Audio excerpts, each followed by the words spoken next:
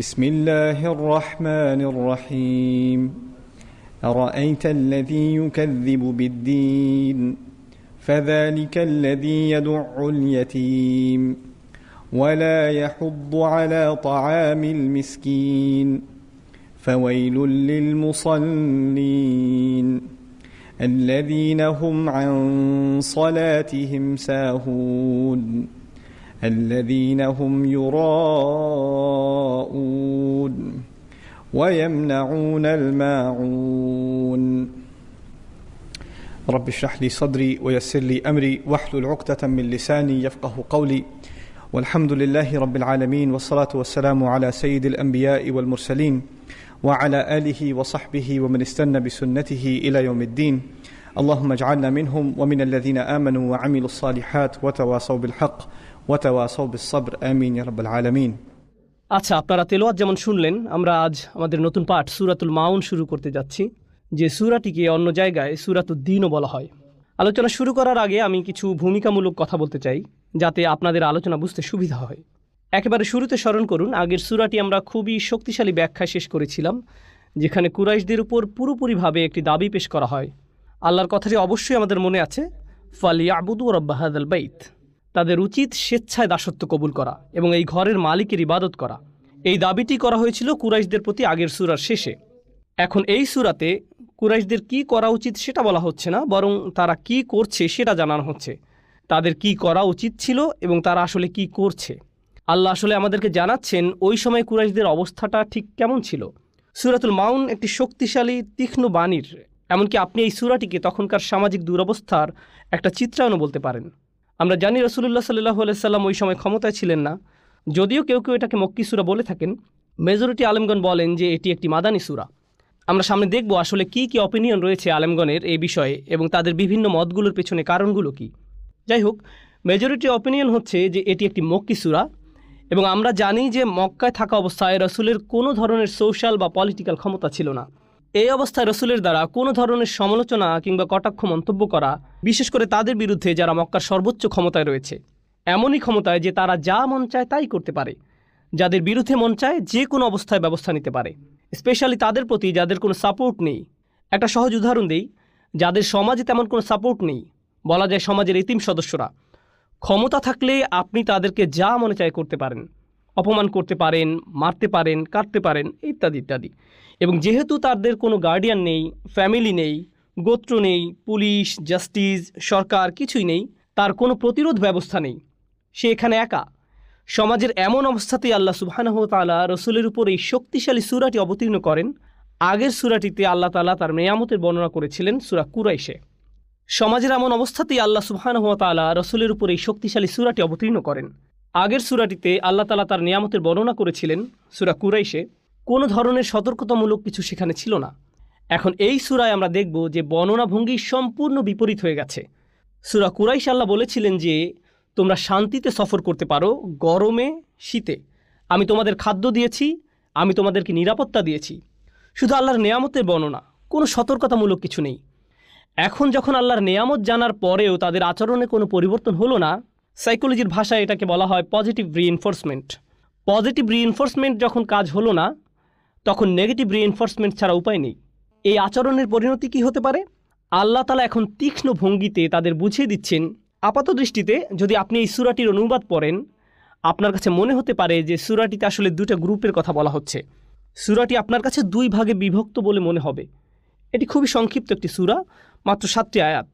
আরাআইতাল্লাযী ইউকাযযিবু বিদ্দীন ফাযালিকাল্লাযী ইয়াদউল ইয়াতীম ওয়া লা ইয়াহুদ্দু আলা তুআমিল মিসকিন। এটা হচ্ছে প্রথম ভাগ, 3টি আয়াত।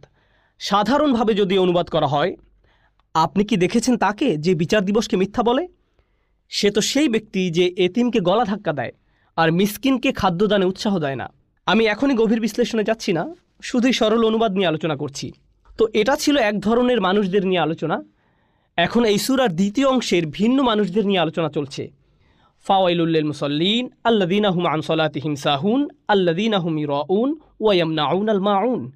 সাধারণ অনুবাদে, অতএব দুর্ভোগ সেই নামাজীদের জন্য যারা তাদের নামাজ আদায়ের ব্যাপারে অমনোযোগী, যারা লোক দেখানোর জন্য তা করে আর প্রয়োজনীয় গৃহ সামগ্রী অন্যকে দেয় না, আপাত দৃষ্টিতে মনে হয় যে এখানে দুটা গ্রুপের কথা বলা হচ্ছে। যখন আমরা সূরাটি গভীরভাবে পর্যালোচনা করব তখন আমরা দেখব যে এটা আসলে একটি গ্রুপের কথা বলা হচ্ছে, একটি গ্রুপের কথা বলছে। এবং ইনশাআল্লাহ আমরা সূরাটির প্রথম ভাগ এবং দ্বিতীয় ভাগের ভিতরে একটা কানেকশন খোঁজার চেষ্টা করব। লক্ষ্য করে দেখুন, সূরাটির প্রথম ভাগে যার কথা বলা হচ্ছে পরিষ্কার যে সে বিশ্বাসী নয়, কিন্তু দ্বিতীয়ার্ধে যাদের কথা বলা হচ্ছে তারা নামাজ পড়ছেন। সেটা ঠিক যে তারা লোক দেখানো নামাজ পড়ছে বা নিজেকে জাহির করার সস্তা বানাচ্ছে, কিন্তু তারপরও অ্যাটলিস্ট তারা নামাজ পড়ছে। তাই মনে হয় যেন নিশ্চয়ই এখানে বিশ্বাসীদের কথা বলা হচ্ছে। খেয়াল করুন, আমি বলেছিলাম যে কোনো কোনো আলেম বলেন যে সূরাটি মাদানী সূরা, আবার কেউ কেউ বলেন যে সূরাটির দ্বিতীয় অংশ মাদানী, কারণ এখানে দেখা যাচ্ছে যে মানুষেরা নামাজ পড়ছে এবং লোক দেখানো কাজ করছে, অর্থাৎ মুনাফিকি। আর আমরা জানি যে মুনাফিকি মক্কার কোনো সমস্যা ছিল না, বরং এটা মদিনার সমস্যা ছিল। এই বিষয়টি বিবেচনা করে কেউ কেউ বলে থাকেন যে এটি একটি মাদানী সূরা, অর্থাৎ মনে হয় যেন সূরাটির প্রথম অর্ধ কাফেরদের সম্পর্কে বলছে এবং দ্বিতীয় অর্ধেক মুনাফিক সম্পর্কে বলছে।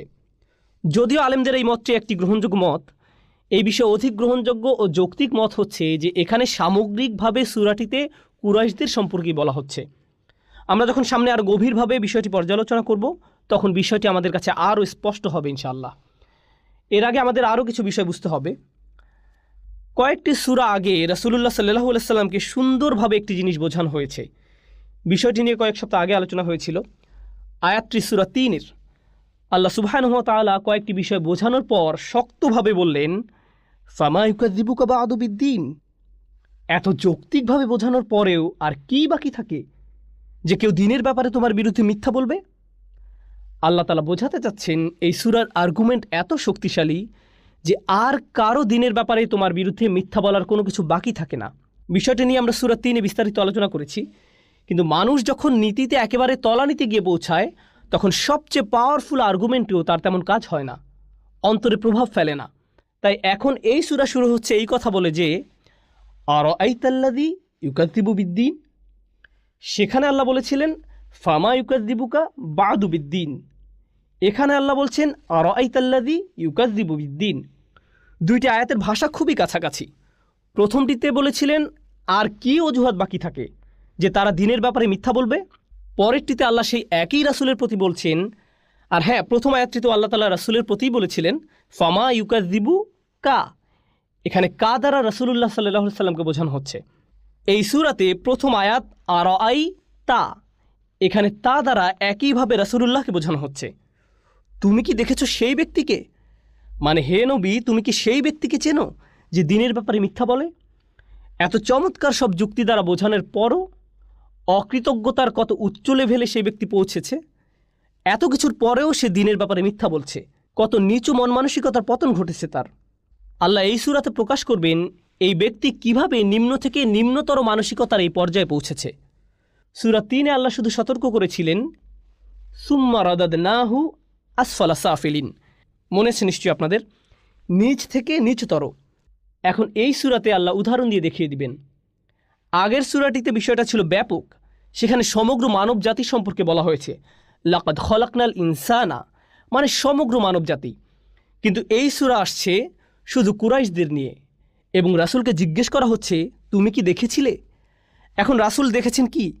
তিনি নিশ্চয়ই সমগ্র মানবজাতি দেখেননি, তিনি দেখেছেন শুধু কুরাইশদের। অর্থাৎ এখন আঙুল তাক করা হয়েছে কুরাইশদের দিকে।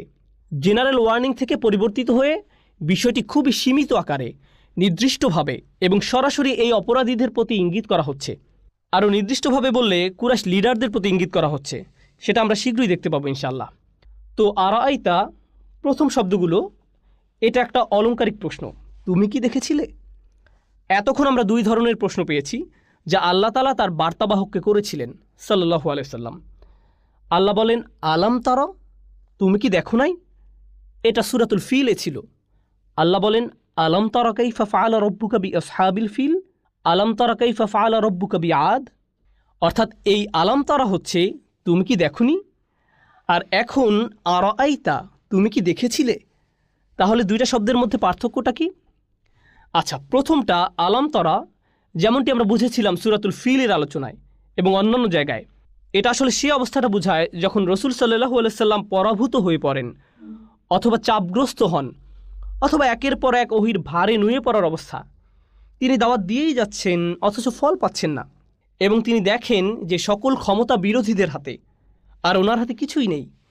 ঠিক এরকম সময়ে আল্লাহ স্মরণ করিয়ে দেন, তোমার কি আগের সেই ঘটনাগুলো জানা নেই যেগুলোর পরিণতি ঘটেছিল আমার হাতে এবং কিভাবে আমার সাহায্য পৌঁছায়? তুমি কি দেখো নাই? এই যে তুমি কি দেখো নাই, এটা সে সকল ক্ষেত্রেই ব্যবহার করা হয় যখন রাসূলুল্লাহ ভোগান্তির মধ্যে থাকেন সাল্লাল্লাহু আলাইহি সাল্লাম। কিন্তু এখন এক্ষেত্রে আল্লাহ তাআলা রাসূলের কঠিন অবস্থা নয়, বরং শক্ত অবস্থান দেখাচ্ছেন, তাদের দিকে ইশারা করছেন যাদেরকে নিচু দৃষ্টিতে দেখা উচিত। কুরাইশদের ছোট করে দেখতে বলছেন, অর্থাৎ দুর্বল বা পরাভূত অবস্থা থেকে আল্লাহ তাআলা এখন রাসূলকে শক্তিশালী অবস্থানে নিয়ে আসছেন সুবহানাহু ওয়া তাআলা। আলোচনা আরও অগ্রসর হলে আমরা বিষয়টি আরও ভালোভাবে বুঝবো ইনশাআল্লাহ। আরেকটা বিষয় যেটা খুবই গুরুত্বপূর্ণ আমাদের জন্য, সেটা হলো আল্লাহর দয়া। শায়েখ মুতাওয়াল্লি আশ-শাওরি রাহিমাহুল্লাহ তার ক্লাসে এই সূরার উপর আলোচনা করতে গিয়ে দারুণ একটা মন্তব্য করেছেন। তিনি বলেন, একজন শিক্ষক প্রায়ই এমন প্রশ্ন করেন যেটা তিনি জানেন যে তার ছাত্ররা এই প্রশ্নের উত্তর ভালোভাবেই দিতে পারবে। এর মাধ্যমে শিক্ষকের উদ্দেশ্য থাকে যাতে করে প্রশ্নটির দ্বারা ক্লাস সরব হয়, ছাত্ররা মজা পেয়ে জেগে ওঠে। গণিতের শিক্ষক হঠাৎই জিজ্ঞেস করে বসে, 2+2 = কত? টিচার অবশ্যই জানেন যে ছাত্ররা এটা সহজেই বলে দিবে। তারপরেও তিনি প্রশ্নটা করেন যাতে তারা অন্যমনস্ক না হয়, তাদের মনকে ক্লাসে উপস্থিত রাখার জন্য, চিন্তাভাবনা সচল রাখার জন্য শুধু তারা এই প্রশ্নটি করা। এটা যে কোনো উত্তম শিক্ষকের স্টাইল বলা যায়, এ ধরনের অলংকারিক প্রশ্ন করা। টিচিং প্রফেশনে এরকম উদাহরণ সবসময় দেখা যায়। আল্লাহ তাআলা এখানে শিক্ষকের ভূমিকায় আছেন, আর তিনি তার শ্রোতাদের সাথে ঠিক এই কাজটাই করছেন। শ্রোতার মধ্যে রাসূল সাল্লাল্লাহু আলাইহি সাল্লাম নিজেই একজন। আর আশ-শাওকানী রাহিমাহুল্লাহর মত অনুযায়ী কুল্লু যী আকলিন, প্রত্যেক মানুষ যার বিবেক আছে সকলের প্রতি আল্লাহ এই প্রশ্ন করছেন, তোমরা কি দেখোনি? পর্যবেক্ষণের জন্য আল্লাহ সকলকে বলছেন যে শিক্ষা আল্লাহ দিচ্ছেন, নিজেদেরকে সেটার মধ্যে রেখে চিন্তা করার আদেশ এখানে করা হচ্ছে। কারণ আমরা এই আয়াতের শিক্ষা শুধুমাত্র পড়ার মধ্যে অর্জন করতে পারবো না। দুনিয়া সম্পর্কে চিন্তা সাথে আল্লাহ আমাদের যেটা বোঝাতে যাচ্ছেন সেটা পর্যবেক্ষণের মাধ্যমেই আমরা এই আয়াতের শিক্ষা লাভ করতে পারি। আল্লাহ আমাদের চিন্তা করতে বলছেন, মুক্ত মন নিয়ে আশেপাশের বাস্তবতা পর্যালোচনার জন্য বলছেন। তো কোন বিষয়ে আল্লাহ তাআলা আমাদের পর্যবেক্ষণের জন্য বলছেন? আর আইতা শব্দটার পর সূরাটিতে যে শব্দটা আসছে সেটা হচ্ছে আল্লাযী, মানে যার দ্বারা করা হয়েছে। এই আল্লাযী শব্দটা ক্লাসিক্যাল তাফসিরে দুইভাবে অর্থ করা হয়েছে। এটা খাস, মুখতাস, মানে নির্দিষ্টভাবে শুধু একজন কাফিরকে বোঝানো, নির্দিষ্ট একজন অবিশ্বাসীর প্রতি ইঙ্গিত করা হচ্ছে। যেমন আস ইবনে ওয়াইল, ওয়ালিদ ইবনে মুগীরা, আখনাস ইবনে শুরাইক কিংবা আবু জাহল, অথবা সবার পরিচিত আবু লাহাব। সামনে যেহেতু আবু লাহাবের নামে একটা পূর্ণাঙ্গ সূরা আসছে, তাকে ধরে নেওয়া যৌক্তিক। আবার সে ছিল ট্রেজারার, এটাও একটা কারণ হতে পারে। কাবা ঘরে যত দান সদকা আসতো সেগুলোর বন্টনের দায়িত্ব ছিল তার উপর, অর্থাৎ এতিম অসহায়দের প্রতি অবিচার করতে পারে এমন ব্যক্তিদের মধ্যে সে অন্যতম। মূলত সূরাটিতে যে বিষয়ে আলোকপাত করা হচ্ছে, তাহলে 1 নম্বর মত দ্বারা স্পেসিফিকভাবে শুধুমাত্র একজনের প্রতি ইঙ্গিত করা হচ্ছে এমনটা বোঝাচ্ছে। 2 নম্বর মত হচ্ছে আল্লাযী দ্বারা এমন যে কোনো ব্যক্তি বোঝায় যার উপর সূরাটির বিবরণ খাটে, সার্বজনীন, মানে নির্দিষ্ট করা নয়। আল্লাহ এখানে কারো প্রতি ইঙ্গিত করছেন না। আল্লাহ বলেননি আর আইতা ওয়ালিদ, তুমি কি দেখেছো ওয়ালিদকে? আর আইতা আখনাস ইবনে শুরাইক, আল্লাহ এভাবে বলেননি। তাহলে যখন তিনি তাদের নাম উচ্চারণ করেননি, তারা এই আয়াতের ভেতরে পড়তে পারে, তবে এটা শুধু তাদের মধ্যে সীমিত থাকছে না। এটা হচ্ছে মূল কথা, তাদেরকে বোঝানো হচ্ছে তবে সীমাবদ্ধ থাকছে না। তবে এখানে মজার বিষয় হচ্ছে যে অন্যায়কারী, যার মধ্যে অন্যায়ের অনুভূতি বর্তমান, তাকে যদি আপনি বলেন তুমি কি সে ব্যক্তিকে চেনো যে দিনের ব্যাপারে মিথ্যা বলে? মনে করুন আপনাদের কারো মধ্যে অন্যায়ের ফিলিংস রয়েছে। যেমন ধরুন আপনি কথায় কথায় সন্তানের উপর রেগে যান, এই ভুলের অনুভূতি আপনার মধ্যে আছে। এখন আমি সবার সামনে বললাম, জানেন কিছু মানুষ তাদের সন্তানদের সাথে খুবই বাজে ব্যবহার করে, তো আপনি সাথে সাথে চিন্তা শুরু করবেন তাকে কে বলল, অথবা আমাকে বলে উঠবেন আপনি আমার দিকে তাকিয়েও কেন বলছেন, অথচ আমি আপনার দিকে তাকিয়ে বলছি না। তারপরেও আপনার মনে হবে আমি আপনার দিকে তাকিয়ে বলছি। কেন? কারণ আপনার মধ্যে আপনার কৃত অন্যায়ের অনুভূতিটা বিদ্যমান আছে, আর আপনি নিজেই সেটা প্রকাশ করে দিচ্ছেন। হ্যাঁ, নিজেই সেটা প্রকাশ করে দিচ্ছেন। তো এই আল্লাযী শব্দের ব্যবহার দ্বারা অনেকটা এরকম অন্যায়কারীদের প্রতি ইঙ্গিত করা হচ্ছে, যাতে তারা ওভাবে ভাবে যে আমার কথা বলা হচ্ছে নাকি, আমার সম্পর্কে তাদেরকে কে জানালো, তাদের এত বড় সাহস কিভাবে হলো। মানে আল্লাদি শব্দটা তাদের এভাবে চিন্তা করতে বাধ্য করছে। তারা ভাবছে রাসূলুল্লাহ তাদের বিরুদ্ধে সরাসরি কথা বলছেন, হয়তোবা প্রকাশ্যে নয়, কিন্তু অন্তত পক্ষে ততটুকু প্রকাশ্যে যতটুকু বললে তাদের সম্মানে লাগে। আর তারা চিন্তায় পড়ে যায়, মানুষজন হয়তো ভাববে যে এই সূরাটিতে আমাকেই তিরস্কার করা হয়েছে। তো আসলে এই সূরাটির তেলাওয়াতের মাধ্যমে সমাজে রীতিমতো একটা সংঘাতের আবির্ভাব ঘটেছে। আমাদের বুঝতে হবে যে কোরআন যখন নাজিল হয় তখন সেটি পাঠশালার দার্সের আকারে হয়নি। যখন কোরআনের প্রতিটা আয়াতের আবির্ভাব ঘটে এবং রাসূলুল্লাহ সাল্লাল্লাহু আলাইহি সাল্লাম তেলাওয়াত করেন, আয়াতগুলো সোসাইটিতে কাফেরদের জন্য হাজারো সমস্যার সৃষ্টি করে। তাদের জন্য রীতিমতো আকাশ থেকে পড়া বজ্রপাতের মতো হয় এক একটা আয়াত। এক একটা আয়াত তাদের প্রতি এক একটা আক্রমণের মতো, এক একটা ধাক্কা। এতে তাদের জারিজুরি সব ফাঁস হয়ে যায়। তাদের অনুভূতি হয় এমন যেন আয়াতগুলোর দ্বারা তাদের ফাউন্ডেশন চুরমার করে দেওয়া হচ্ছে। সামগ্রিকভাবে এই সূরার চিত্র যা আমাদের সামনে আছে অনেকটা এরকমেরই। সুবহানাল্লাহ। এরপর আসছে আল্লাযী ইউকাযযিব। আমাদের এই দুইটি লাইনের মধ্যে পার্থক্য বুঝতে হবে। আল্লাযী ইউকাযযিবু বিদ্দীন আর আল্লাযী ইয়াকফুরু বিদ্দীন। যে দিনের ব্যাপারে মিথ্যা বলে, মানে যদি এটা সাধারণভাবে অনুবাদ করা হয় যে দিনের ব্যাপারে মিথ্যা বলে বনাম যে দিনকে অস্বীকার করে। কুফুর অর্থাৎ পরেরটা হচ্ছে সরাসরি অস্বীকার, বাতিল ঘোষণা করা। বুঝতে হবে যে কুফুর আর তাকযীবের মধ্যে পার্থক্য কী। তাকযীব, প্রথম শব্দটা হচ্ছে তাকযীব, কাযযাবা ইউকাযযিবু তাকযীব। দুটো শব্দের মধ্যে পার্থক্য কী? কুফর হচ্ছে সরাসরি অস্বীকার ও প্রত্যাখ্যান করে দেয়া। এখন তাকযীব মানে কারো বিরুদ্ধে মিথ্যা বলা। আরবিতে একটি ইন্টারেস্টিং শব্দ।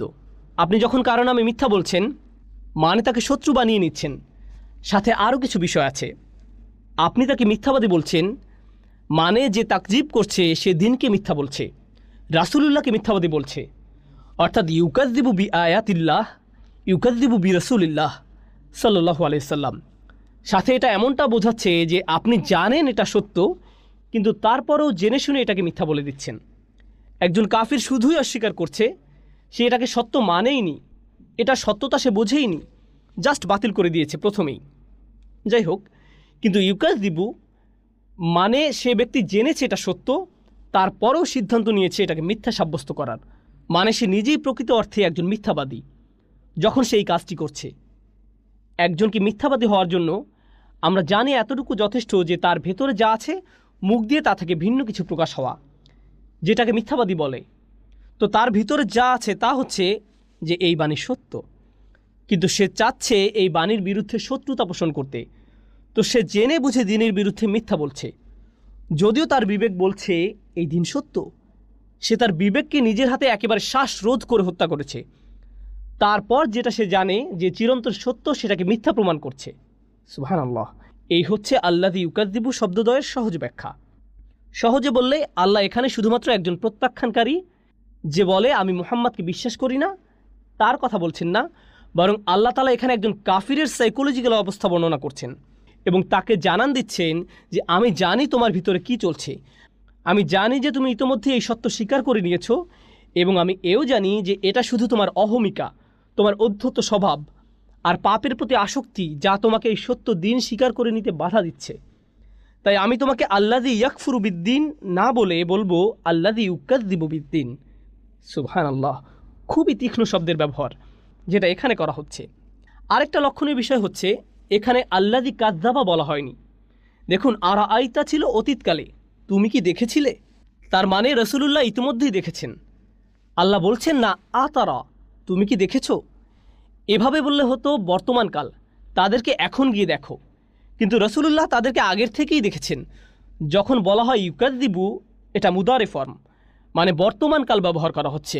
ইয়াদুল্লু আলাল ইস্তিমরার, এর দ্বারা বর্তমান ঘটনা বোঝাচ্ছে। অর্থাৎ তারা দিনের বিরুদ্ধে মিথ্যাচার করে প্রতিদিন। অসংখ্য সুযোগ আসে তাদের সামনে যাতে তারা সত্যকে গ্রহণ করে নেয়, কিন্তু তারা সেসবের প্রত্যেকটিকে প্রত্যাখ্যান করে। কাযযাবা যদি বলা হতো এর অর্থ দাঁড়াতো সে দিনের বিরুদ্ধে মিথ্যা বলছে একবার। ইউকাযযিবু মানে সে মিথ্যা বলে বারবার। সে অনেক নিদর্শন যাচাই করে, মনে মনে তার সত্যতা সম্পর্কে আরও আশ্বস্ত হয়, কিন্তু বাহিরে সে এটার আরও বিরুদ্ধে আসে এবং একের পর এক তাকযীব আর তাকযীব আবার তাকযীব করতে থাকে। ইউকাযযিবু শব্দ দ্বারা এটাই বোঝাচ্ছে। এখন আমরা যাচ্ছি দিন শব্দটাতে। এর আগে জুজ আম্মার অন্য সূরাগুলোর ব্যাখ্যায় দিন শব্দটা নিয়ে আমরা আলোচনা করেছি। আমি এখন এটা নিয়ে বিস্তারিত আলোচনায় যাচ্ছি না। প্রথমে আমি এই শব্দটির গুরুত্ব সম্পর্কে বলছি, কারণ শব্দটি একটু পর আবার আসছে ইনশাআল্লাহ।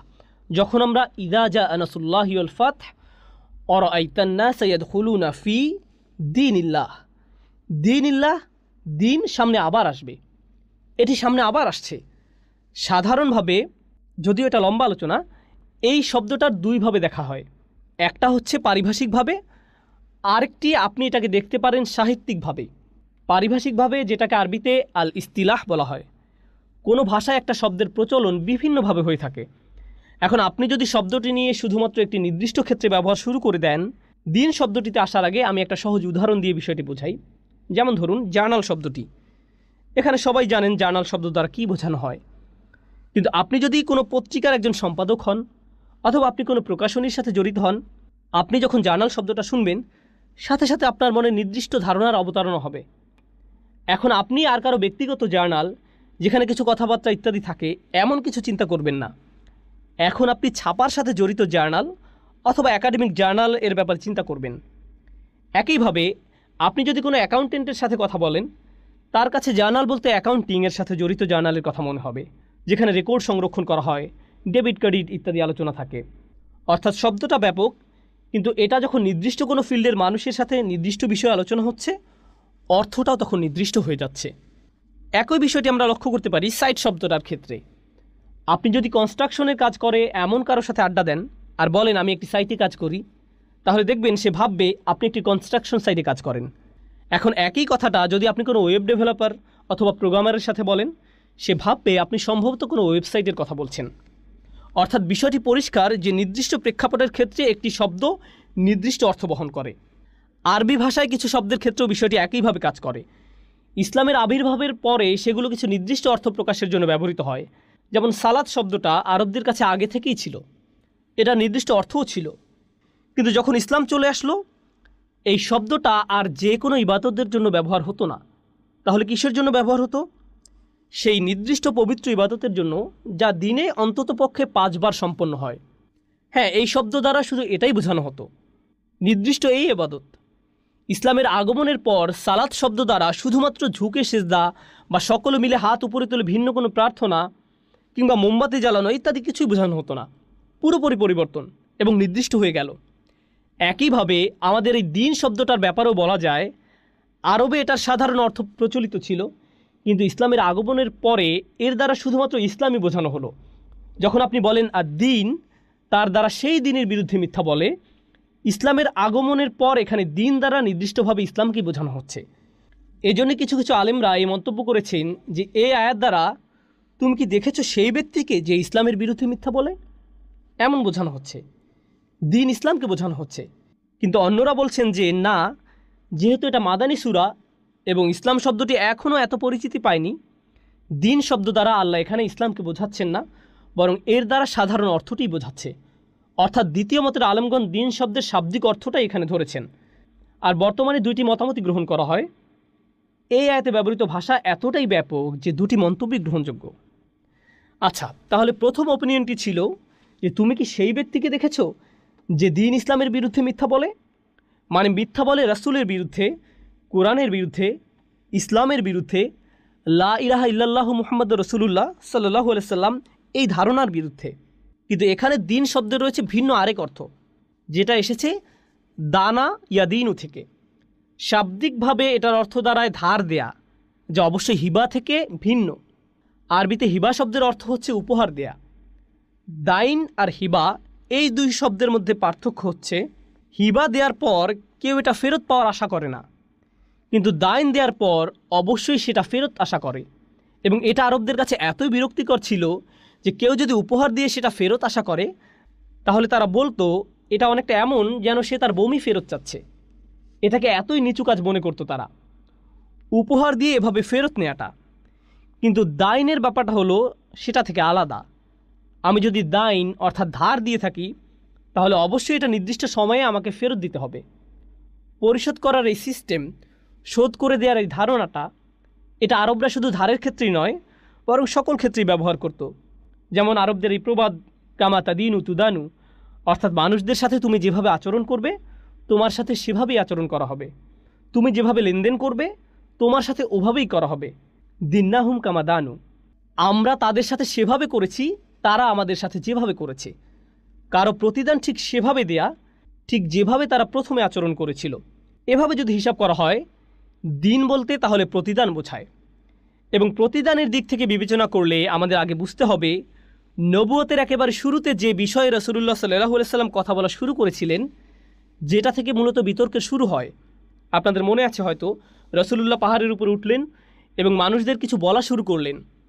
প্রথম যে কনসেপ্টের দিকে তিনি মানুষদের মনোযোগ আকর্ষণ করতে চাইলেন, তাওহীদের ভিত্তি হলো মূলত তিনটি ধারণা। এক, আল্লাহর একাত্মবাদ, আল্লাহ তাআলা একক সত্তা এই ধারণা। দুই, মুহাম্মদ যে আল্লাহর রাসূল অর্থাৎ রিসালাতের ধারণা। তিন, পরকাল। এখন মক্কার মানুষদের জন্য যেটা বড় সমস্যা, সবচাইতে বড় বাধা ছিল, সেটা হচ্ছে এই পরকাল। আপনি মৃত্যুর পর ঠিক সেভাবে জেগে উঠবেন যেভাবে ঘুম থেকে সকালবেলা জেগে ওঠেন। এটা তাদের কাছে কোনোভাবেই গ্রহণযোগ্য ছিল না।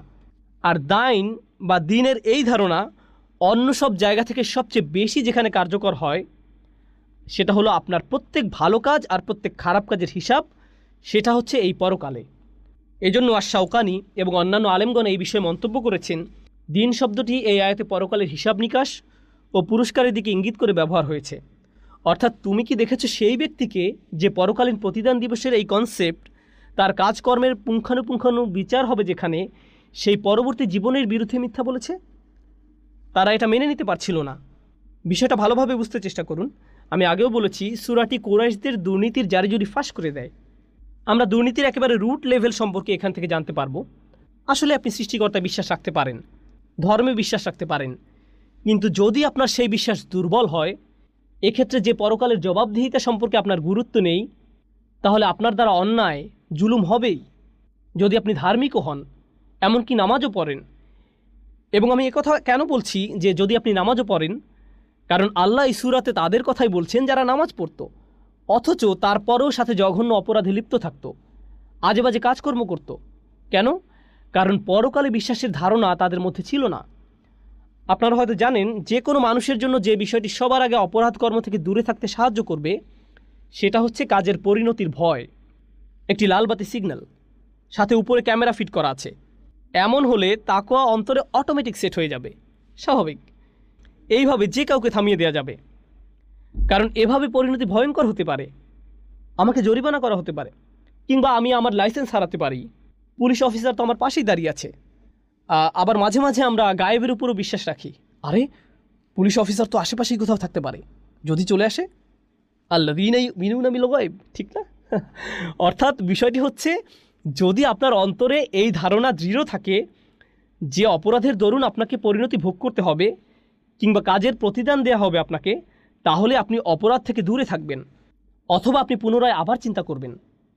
তাই আল্লাহ তাআলা সূরাটি শুরু করেছেন, তুমি কি দেখেছো সেই ব্যক্তিকে যে প্রতিদান দিবসের এই ধারণার বিরুদ্ধে মিথ্যা বলে? আবারও চলুন আমরা দুটি বিষয় একত্র করে নেই। সে এটার বিরুদ্ধে মিথ্যা বলছে, মানে তার মনের কোনো এক কোণায় অবশ্যই এই ধারণা মজুদ আছে যে হয়তো আমাকে কাজের ফলাফল ভোগ করতে হবে, কিন্তু সে মনের এই চিন্তাকে উড়িয়ে দেয় এবং এটা নিয়ে হাসি ঠাট্টা করে। আচ্ছা, তোমরা তাহলে জাহান্নামকে ভয় করছো? ওখানে তো অনেক গরম না? জান্নাতে গেলে কি পাবে তোমরা? এরপর জান্নাত নিয়েও তারা ঠাট্টা করে। কিন্তু তাদের মনের কোথাও না কোথাও এই প্রশ্ন ঘুরে ফিরে আসেই, হয়তো মৃত্যুর পরেও কোনো জীবন আছে যেখানে জবাবদিহি করতে হবে। কিন্তু হঠাৎ জেগে ওঠা মনের এই চিন্তাকে তারা মনের মধ্যেই কবর দিয়ে দেয়, এটা সম্পর্কে মিথ্যা বলে এবং নিজেদের নিত্যদিনের জীবনযাপন নিয়ে এগিয়ে যেতে থাকে, কারণ তাদের কাছে এসব নীতিচিন্তার কোনো পাত্তা নেই। আর হ্যাঁ, এই সূরাটি সেই সমস্ত লোকদের নিয়ে আলোচনা করছে যারা বেপরোয়া, কোনো কিছুতেই যাদের কোনো কিছু যায় আসে না। সামনে আমরা বিষয়টি আরও ভালোভাবে বুঝবো ইনশাল্লাহ। অফি কালামি হাতফুন আল মানা। আর এই বর্ণনার বাচনভঙ্গির দ্বারা যা বোঝা যায়, এই বর্ণনা ভঙ্গির পেছনে আছে বিশেষ উদ্দেশ্য। মাঝে মাঝে আল্লাহ অনেক ছোট বাক্য বলেন, কিন্তু লাইনগুলোর ফাঁকে ফাঁকে আরও বেশ কিছু বক্তব্য থাকে। আরবিতে এটাকে হাতফ বলে, অর্থাৎ বিশেষ কোনো কাজ, মিশন। তো আমরা এটাকে ব্যাখ্যা করব এবং আলেমদের বিভিন্ন মত দ্বারা আল্লাহ কী বোঝাতে চাচ্ছেন তা ক্লিয়ার করবো ইনশাআল্লাহ। আর আইতাল্লাযী ইউকাযযিবু বিদ্দীন, তুমি কি দেখেছো সেই ব্যক্তিকে যে শেষ বিচারে এই কনসেপ্টকে মিথ্যা বলে? সে কি সঠিক নাকি ভুল? সে কি সত্য পথে আছে নাকি মিথ্যায়? তুমি কি ভেবে দেখেছো তার অবস্থাটা? এটা হচ্ছে পরিপূর্ণ অর্থ উপরের আয়াতে যা বোঝানো হচ্ছে। ওয়ালিদ ইবনে মুগিরা, আস ইবনে ওয়াইল, আখনাস ইবনে শুরাইক, আবু জাহল, আবু লাহাব ইত্যাদি মানুষরা এই আয়াতের গণ্ডির ভেতরে পড়ছে। এবং সাধারণ অর্থে বর্তমানেরও অসংখ্য মানুষ যাদের এমন মেন্টালিটি আছে, এবং দেখা দ্বারা এখানে যা বোঝানো হচ্ছে একভাবে বুঝলে এটার অর্থ দ্বারা আক্ষরিকভাবেই দেখা বা চর্মচক্ষু দ্বারা দেখা। অর্থাৎ রাসূলকে সাধারণভাবে জিজ্ঞেস করা হচ্ছে, তোমার চোখ কি ওই লোকদের কর্মকাণ্ড পড়েনি? তোমার চোখে কি ওই সমস্ত লোকদের কর্মকাণ্ড পড়েনি? অর্থাৎ সরাসরি দর্শনের কথা বলা হচ্ছে। কিন্তু অন্য মত থেকে জানা যায় এই দেখা দ্বারা চিন্তাভাবনার কথা বোঝানো হচ্ছে। তুমি কি এই লোকদের পরকালকে মিথ্যা বলার দাবিটি চিন্তা করে দেখেছ? একটা হচ্ছে আক্ষরিক অর্থে দেখা, আরেকটা হচ্ছে অলংকারিক অর্থে দেখা। যেমন আগে উদাহরণ দিয়েছি, আমি যদি বলি আমি দেখেছি আপনাকে, মানে বোঝায় আসলেই আপনাকে দর্শন করেছি। কিন্তু কোনো ঘটনা বর্ণনা করার পর যদি বলি ও আই সি, মানে এখানে দেখা দ্বারা বোঝাচ্ছে যে আমি বুঝলাম। এই দেখা চোখের দেখা না, বরং মনের দেখা, অর্থাৎ অলংকারিক দেখা। তুমি কি বুঝতে পারছো সেই ব্যক্তিকে যে প্রতিদান দিবসের ধারণাটির বিরুদ্ধে মিথ্যা বলে? এরপর আসুন দ্বিতীয় বিষয়টি, আর আইতা, তুমি কি দেখেছো, তুমি কি চিনতে পেরেছো সেই ব্যক্তিকে যে পরকালীন বিচার হওয়ার এই ধারণার বিরুদ্ধে মিথ্যা বলে? সে কেমন মানুষ? তুমি কিভাবে এমন মানুষকে চিনবে? কিভাবে বুঝবে যে এই ব্যক্তি পরকালে তাকে যে কাঠগড়ায় দাঁড়াতে হবে সেটা মানেই না? প্রশ্নটা এখানে করা হয়েছে। সাধারণত এই ধরনের প্রশ্ন হয় এমন যেটা শুনে আপনার মনে হবে যে এটার উত্তর তো আমি আগে থেকেই জানি। কিন্তু এই সূরাটিতে আল্লাহ তাআলা এখানে উত্তর দিয়ে দিচ্ছেন। তিনি বলছেন, আমি তোমাকে বলে দিচ্ছি কিভাবে তুমি বুঝবে যে অমুক ব্যক্তির পরকালের উপর কোনো বিশ্বাস নেই। ফাযালিকাল্লাযী ইয়াদউল ইয়াতীম। ফা শব্দটি এখানে অনেক গুরুত্বপূর্ণ। ফা অর্থাৎ তারপর। আমরা এই শব্দটায় কিছুটা সময় ব্যয় করব ইনশাল্লাহ, যখন এই আয়াতটি নিয়ে বিস্তারিত আলোচনা করব। আপাতত আগের আয়াতটি আলোচনা শেষ করা যাক। একটা মত হচ্ছে যে আরাইতা দ্বারা শুধুমাত্র রাসূলুল্লাহ সাল্লাল্লাহু আলাইহি ওয়াসাল্লামকে বোঝানো হচ্ছে না, বরং যে কোনো ব্যক্তি যার নিজের জন্য সুস্থভাবে চিন্তা করার সামর্থ্য রয়েছে, তুমি কি চিন্তা করে দেখেছো দ্বারা সেই ব্যক্তির দিকে ইঙ্গিত করা হচ্ছে যার চিন্তা করার সামর্থ্য রয়েছে। হাযাল্লাযী ইউকাযযিবু বিদ্দীন বা'দা যুহুরি দালাইলিহি। তুমি কি দেখেছো সেই ব্যক্তিকে যাকে সমস্ত দলিল প্রমাণ দেখানোর পরেও সেই দিনের বিরুদ্ধে মিথ্যা বলে? আমরা ইতিমধ্যে সূরা ৩ এবং সকল দলিল প্রমাণাদির প্রদর্শন নিয়ে আলোচনা করেছি। আল্লাহ বলছেন, এখন তুমি আর কিভাবে অস্বীকার করবে? ফামা ইউকাযযিবুকা বা'দু বিদ্দীন। কিন্তু তারপরেও আর আইতাল্লাযী ইউকাযযিবু বিদ্দীন, এত কিছুর পরেও, এত পরিষ্কারভাবে বুঝিয়ে দেওয়ার পরেও সে দিনের বিপক্ষে মিথ্যা বলছে। এর পরেও সে কীভাবে এমন করতে পারে? তারপর আরেকটি বিষয়, যদিও এটা আমি স্কিপ করে যাব, এটা নিয়ে আগে বলেছি, নির্দিষ্টভাবে একজনকে ইঙ্গিত করা আর সকলকে বোঝানোর বিষয়টা। কিন্তু একটু বলতে হয়, ইমাম রাজির একটা চমৎকার মন্তব্য যেটা আসলে খুবই উদ্দীপ্তকর। আল্লাহ নিশ্চিত করেছেন যে পরকালকে অস্বীকার করাই হচ্ছে সকল প্রকার অবিশ্বাস আর বিদ্রোহের পিছনের মূল কারণ, মৌলিক, একেবারে গোড়ায় যে বিষয়টি মানুষদের ধর্ম থেকে দূরে রাখে। নবী রাসূলদের কাছে ওহী পাঠানো হয়, এটা বিশ্বাস করা অতটা কঠিন নয়, কেননা এটা মানুষের বিবেককে নাড়া দেয়। সৃষ্টিকর্তা এক, এই ধারণা বুঝে নেয়া এটাও কোনোভাবেই কঠিন নয়। মূলত পরকালে আমাকে জবাবদিহি করতে হবে আমার কাজকর্মের জন্য, এই কনসেপ্টটিতেই মূল সমস্যা মানুষের। কারণ এর মানে আমাকে আমার জীবনযাপন পদ্ধতি পরিবর্তন করতে হবে, কিন্তু মানুষজন এটা করতে চায় না। বাল ইউরিদুল ইনসানু লিয়াফজুরা আমামাহ। মানুষ চায় তার সামনে থাকা নিয়মকানুন ডিঙিয়ে যেতে, পাপের পথে অগ্রসর হয়ে নিয়ম শৃঙ্খলার তোয়াক্কা না করে একেবারে সেগুলোর বিরুদ্ধে বিদ্রোহ চালিয়ে দিতে। শৃঙ্খলা বিধির কোনো পাত্তা নেই তার কাছে, এবং এটাই হচ্ছে সেই মূল কারণ যেটার কারণে দিন ধর্ম সে মানতে রাজি নয়। এই বাস্তবতা খুবই কঠিন, তার জন্য মেনে নেওয়া খুবই দুরূহ। জানেন নিশ্চয়ই, যখন বাস্তবতা খুব কঠিন হয় মানুষ চায় সেটা থেকে পালাতে। অনেকেই এরকম করে থাকে, আমরা তাদেরকে এক কথায় কাপুরুষ বলে থাকি। আসলেই আপনি চাকরির জন্য আবেদন করলেন, হলো না, দু একবার চেষ্টা করার পর আপনি হাল ছেড়ে দিয়ে বাস্তবতার পাশ কাটিয়ে এখন ঘরে বসে ভিডিও গেম খেলছেন। এই যে এই ধরনের বাস্তবতা থেকে পালিয়ে বেড়ানো টাইপের চিন্তা ভাবনা, এটাই হচ্ছে সেই সব মানুষ যার কথা বলা হচ্ছে। বাস্তবতা হচ্ছে তাকে তার কৃতকর্মের ফল ভোগ করতে হবে, কিন্তু এসবে তার একদমই মাথা ব্যথা নেই। সে শুধু পাশ কাটিয়ে পালিয়ে বেড়াচ্ছে, নিজের মন মতো দুনিয়া বানিয়ে নিয়েছে যেখানে কোনো জটিলতা নেই, দিন রাত ফুর্তি করে বেড়াচ্ছে, আগামী দিনের জন্য কোনো চিন্তা নেই। আপনারা অবশ্যই এই ধরনের কিছু কথাবার্তা শুনে থাকবেন। আজকের জন্য বাঁচো, জীবন খুবই ছোট, যা করার করে নাও, জীবন তো একটাই। হ্যাঁ, সেটা ঠিক যে দুনিয়ার জীবন একটাই, কিন্তু এ ধরনের দৃষ্টিভঙ্গির মানুষ যারা জীবনের একমাত্র উদ্দেশ্য বানিয়ে নেয় আনন্দ ফুর্তি, তারাই হচ্ছে ওই শ্রেণীর যারা পরকালের প্রতিদান দিবসের অস্তিত্বকে অস্বীকার করে। চলুন এখন আমরা সূরাটির পরবর্তী ধাপে অগ্রসর হই ইনশাআল্লাহ তাআলা। আমরা ইতিমধ্যে দিন শব্দটার বিভিন্ন দিক নিয়ে আলোচনা করেছি, দিন ও হিবার পার্থক্য দেখেছি, ওগুলো নিয়ে কথা বলেছি, ওগুলো নিয়ে আর বলছি না। ফাযালিকাল্লাযী ইয়াদউল ইয়াতীম। এখন পরের আয়াতটিতে চলে যাচ্ছি, আল ইজাজু বিল হাযফ। এই আয়াতের মধ্যে কিছুটা রূপক বর্ণনা আছে। আপনি যদি আসলেই জানতে চান দিনের বিরুদ্ধে আসলে কে মিথ্যা বলে, জেনে নিন এ হচ্ছে সে যে ইয়াতিমদের গলা ধাক্কা দেয়। ফা অক্ষরটি এখানে এটাকে বোঝানোর জন্যই ব্যবহৃত হয়েছে। এই ফা হচ্ছে এখানে প্রমাণ যে পরকালে বিশ্বাস করে না, সে তো সেই যে ইয়াতিমের সাথে খারাপ আচরণ করে। এতিমরা হচ্ছে সে সকল মানুষদের প্রতিনিধি যাদের সমাজে কোনো সাপোর্ট নেই, যাদের সামাজিক কোনো সমর্থন একেবারেই নেই। আর হ্যাঁ, এতিম বলতে নির্দিষ্টভাবে তাদেরকে বোঝায় যারা তাদের বাবা মাকে হারিয়েছে খুবই অল্প বয়সে। অর্থাৎ আরবিতে ইয়াতিম বলতে তাদেরকে বোঝায় না যারা তাদের গার্ডিয়ানদের কিছুটা বয়স হবার পর হারিয়েছে, বরং এর দ্বারা তাদের বোঝায় যারা ছোট থাকতেই বাবা মা হারিয়েছে। এখন কেউ তার বাবা মাকে হারানোর পর, যদিও সেটা তরুণ বয়সেও হয়, তার অনুভূতি কেমন হয়? সে সমাজে নিজেকে একাকী ভাবা শুরু করে, মানসিকভাবে বিপর্যস্ত হয়ে পড়ে, পায়ের নিচের মাটি সরে গেছে এমন একটা অনুভূতি তাকে গ্রাস করে। এই পরিস্থিতি খুবই কষ্টের যদি সে একজন প্রাপ্তবয়স্ক হয় তারপরও। তাহলে একটা শিশুর জন্য এই পরিস্থিতি কতটা দুঃখের হতে পারে ভাবতে পারেন? লক্ষ্য করুন, আমরা একটু প্রাপ্তবয়স্ক হয়ে গেলে বাবা মাদের খুব একটা স্মরণ করি না,